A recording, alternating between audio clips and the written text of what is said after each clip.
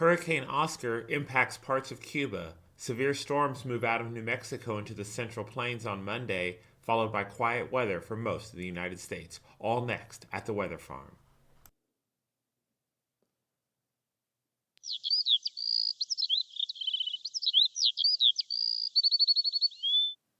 Good Sunday evening, everybody. I'm meteorologist Christopher Hale with your weather headlines for today. Hurricane Oscar has made landfall in parts of northeastern Cuba. We have severe weather in the plains for our Monday, and after that, we have quiet weather for the rest of the United States for the upcoming work week. So let's jump right into our weather hazards that are affecting the United States right now. Again, as I mentioned, that severe weather, we have severe thunderstorm watches for parts of eastern New Mexico here at the 10 o'clock hour on Sunday night. We still have winter storm warnings, winter storm watches for parts of southwestern Colorado, where they can see an additional 4 to 6 up to 8 inches of snow. And in the far southwestern counties, we have freeze warnings this evening. This severe weather that's in New Mexico will spread into the panhandle of Oklahoma and Texas overnight, and then affect from Nebraska down through Kansas and Oklahoma on our Monday. But first, as I mentioned, we want to take a look at what's going on down in the tropics. We have Hurricane Oscar, which is a Category 1, which has made landfall, again, on that northeastern part of Cuba. So we will continue to watch this as it continues to interact with lands. It's affecting the Sierra Maestra mountain range right now.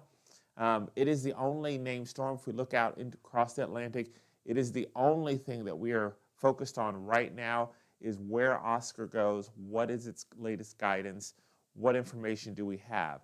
So as of the 8 o'clock information, we have sustained winds at 75 miles per hour. It was moving to the west-southwest at 6. It's expected to stay along Cuba and then turn back out to sea, affecting the Bahamas and becoming a tropical storm. We see this here on the hurricane model intensity. As it's made landfall, the intensity, every model brings it down to a tropical storm and kind of keeps it there for the next 96 hours. And then there's some divergence on what happens. But the general consensus, again, is that it will impact parts of Cuba, it will turn back out to sea, affect the Bahamas, and then race out across the Atlantic in the coming 5 to 7 days and pose no real interest to other lands other than the shipping vessels that are out in the central Atlantic. So heading back home, again, as I mentioned, we have that severe thunderstorm watch for parts of New Mexico. There is a 70% chance of thunderstorms in far northeastern New Mexico, far northern Texas, and the panhandle of Oklahoma. The 40% chance extends around that, and then about a 10% chance into western Kansas all the way down to the Mexico border. That is for tonight, and again, this goes through 7 a.m., or 8 a.m. actually, Eastern Time, 7 a.m. Central Time. And then when we look at our Monday, the Storm Prediction Center has put the heart from about Grand Island, Nebraska, down through Hutchinson, Kansas, into Oklahoma and parts of Texas into a marginal risk. The rest is under a slight risk of thunderstorms. We can't rule out any possible tornadoes. When we look at the Cape values, they are marginal for this time of year. When we look at some of the other metrics that we use to assess whether tornadic cells might be possible or severe thunderstorm cells might be possible, they are also on the marginal risk. So we're going to have to continue to watch. But this area will be an area that has a lot of instability, a lot of heat, and a lot of energy through the daytime heating on our Monday. So we will continue to watch this to see how the Storm Prediction Center continues to refine this. And then after this, our weather becomes pretty stable. So here's that low as it comes out of the Four Corners region, and it kind of falls apart for our Tuesday. And then our pattern becomes very zonal. So it's moving from west to east across the United States.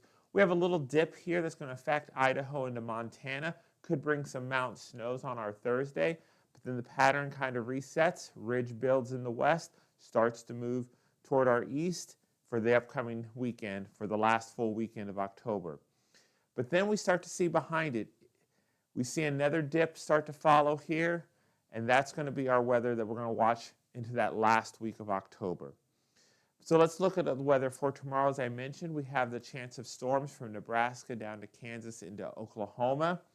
Our temperatures ahead of that, we kind of see here in Nebraska where we're expected that rain-cooled air, temperatures in the 60s and 70s. You kind of can see that little path of the warmer air ahead of the storm, and ahead of the cold front, and slightly cooler air behind it. But even here, temperatures are going to be in the 80s and 90s for most of our Monday. Even 80s as far north as Iowa, while most of the East Coast is in the 60s and 70s. Even down in parts of Arizona where you've been baking in the hundreds recently, you're going to be in the 80s and 90s as well. So we start to see a slight cool down. Parts of Colorado are warming back up after the weekend snows. Even parts of Idaho are going to be in the 70s. Taking a look at our Tuesday, that system kind of races up into Canada. Its energy gets transferred to a low pressure just south of Hudson Bay. So we're going to see snows on the north side of that as that low kind of gets wrapped up. There may be a few showers in northeastern Minnesota, but for most of the country, it is going to be very dry and pretty calm weather. Temperatures for our Tuesday, again, are going to rise into the 80s and 90s across most of the plains from Kansas, even parts of Missouri and Oklahoma and Texas, 60s and 70s most elsewhere. It's hard-pressed to find any cold weather, except maybe here in the higher mountainous regions of Montana and far northern Idaho. Temperatures there may be in the 30s and 40s. Even if we look in Maine, 50s and 60s, which is above normal for this time of the year. But we do see an area of low pressure, of colder weather, not low pressure, colder weather just looming across the provinces of Manitoba, Saskatchewan, into Ontario. That is where that snowfall, if we remember, there was that low pressure just south of the Hudson Bay. It's on that north side where we can see those snows accumulating on our Tuesday. And then taking a look at Wednesday, that system moves east, moves into the Canadian Maritime provinces, a little snow down through Quebec. But for the most part, the United States is under the dominance of this high pressure system. Our winds are moving from west to east in a very zonal flow, very moderate temperatures for most of the United States for our Wednesday. And again, we kind of see that here. There is a slight dip here in the Great Lakes regions where parts of the Arrowhead of Minnesota may only be in the upper 40s. Even the UP could be in the upper 40s. But again, widespread 80s and 90s across the southern plains into our Arizona. And again, warmth extends up into the northeast where you're reaching peak fall foliage season here in the next few days and upcoming week. So if have a time to get out and look at that, I would definitely take advantage of this warmer weather to go look at the leaves in the northeast. And again, we kind of see warm temperatures across most of the United States. So we take a look at where our snowfall is going to be. Again, it's